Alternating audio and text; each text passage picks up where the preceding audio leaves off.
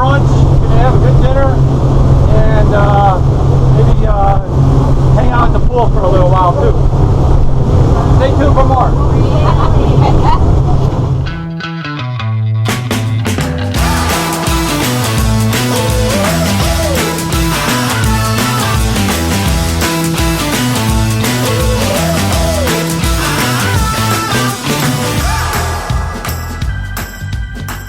You tell me, feel the boat. Be the boat, feel the boat. See where you're drifting at? See where you're drifting? Correct it now. Okay, I don't know how. Down here, one. Okay, okay. Now go back up, back to neutral. And let it float. The other way. Okay, go ahead and you can start spinning. Go one up, one down. Start spinning.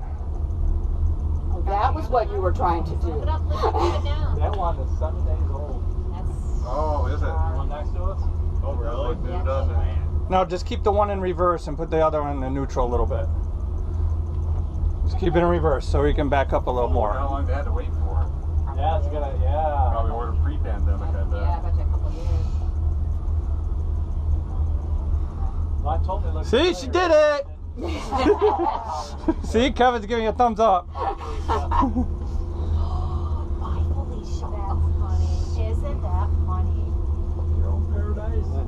Go straight across to where that other boat's at. Where's their boat at, Ian?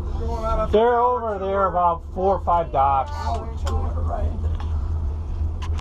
They got a bigger boat like this one here with the bridge on it. That's their size boat. Oh God, she thinks she's so good now. That I got down. I see that. You're blowing your own horn, Not yet. It's brand new. It's 7 days old. Oh yeah, they probably have to take it in and someone probably does it. That's the size of theirs. Shoot across and we're going to head that way. Okay. Now you can see the Boblo boat a little bit from over here, but we're going to get a lot closer. Yep.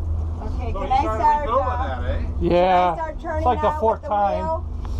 Can I start going out? No, I want you to go straight across. This is shallow water, so we want to go out a little bit. Okay. So get over there by Sinbad's. Okay. You could give it a little bit of gas because we're basically idle in here. You got it in neutral too, so Yeah, I know. put it in drive. I just now put it in neutral. Yeah, you want to We're floating back into the marina right now, so. So you must They're telling you to hurry up and put up the way. No, you're fine. I was giving you a hard time. those tiki boat things, so they dock, they get No, just keep it in drive. Don't worry about the shifters no more. Basically 55 gallons. Put it in drive. The boat is going faster than you. Just use the wheel. You can use the wheel now. Where's this in drive? Yeah, you're good there now. Do we need to get oars out? Put your feet over the sides and start kicking. Straight across, Maria. They're called push-pull. This is shallow water. Go across. Don't ground us. across. We're at 24, 25 feet. You can go a little faster, Marty. I mean, I don't know. We're still at the wake, right? She's okay. A little bit. In a minute. Now it's back. It's back. Yeah, give it a little bit because there's a boat coming up on us right now. That's good right there. That's good. go to 7.5. See that green buoy right there? Whoops, sorry. Hang on.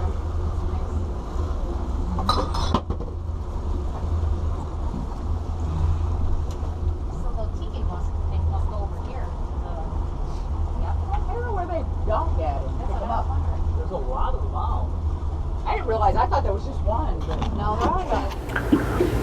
I hope you enjoyed that video. I just had a few clips there I really wanted to get out there. Didn't take a whole lot of footage that day. I had 10 people on the boat and I was concentrating on making sure everybody was entertained and happy and comfortable.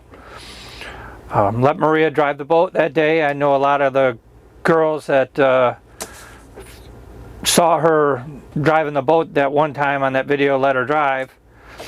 Really enjoyed that video and trying to get her out there some more and let her handle the boat. I've been teaching her and as we go along, and she's doing really good. We're doing real good at handling the boat and knowing a little bit of the navigation rules out there.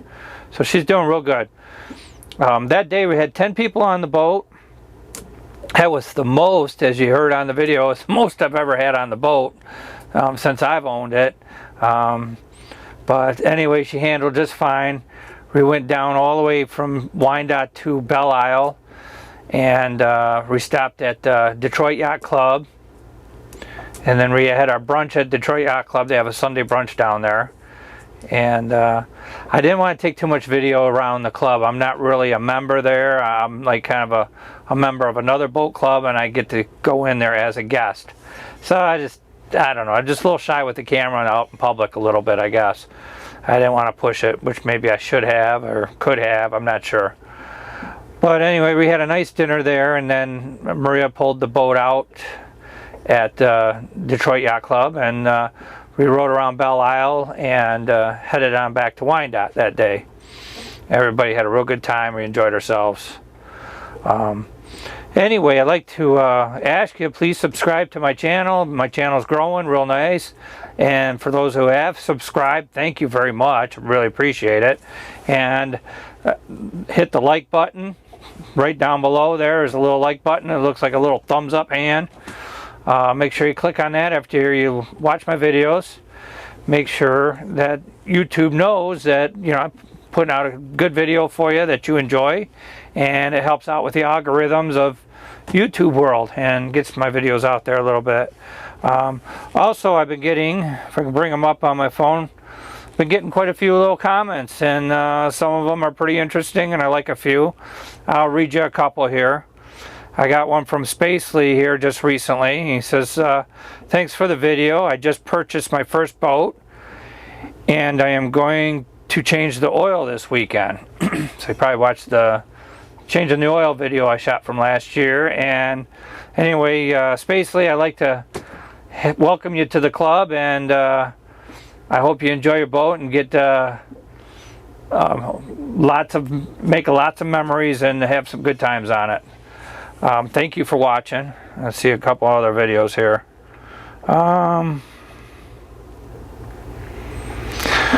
This one is from Brad. It says, do you have any issues with the 340 and single handling her? That's a very good question, because I do a lot of single handling. I am technically a single guy, and I'm retired, so I get to go up on the boat anytime I want, and not always I can either find a date or just even a companion to go with me, because a lot of people still working and I've got that little freedom. But I really haven't had too much trouble single handling her, but there's a few things that I do when I'm like going on a trip. I'll show you a picture of it, but I always tie a couple of lines up to the bow and onto the bow rails. So when I pull up to a marina, the dock master at the marina can easily grab one of them lines and help capture the front of the boat. I'll have a dock line ready in the back that I can cleat. Now the back is easy for me to get to, because all I gotta do is pause the boat for a second, reach back there and get it.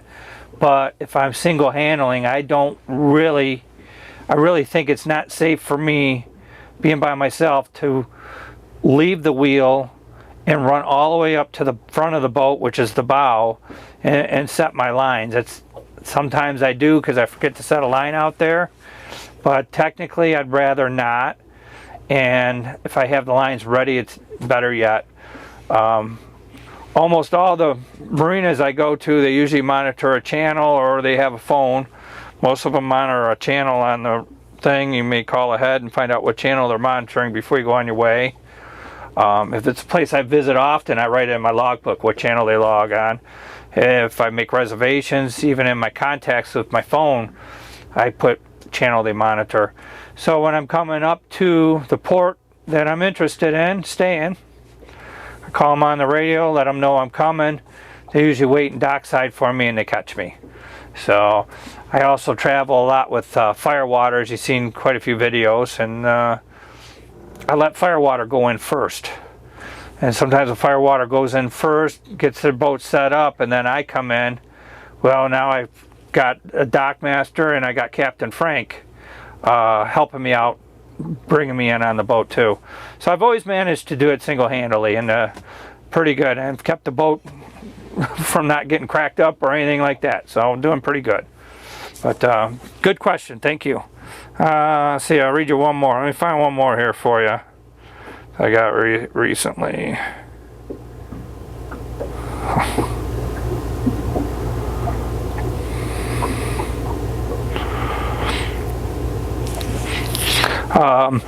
Somebody asked me about the foam cannon I used. This is from Brian. Question: does the full sun not dry the soap up from the foam cannon before you can get it with a brush?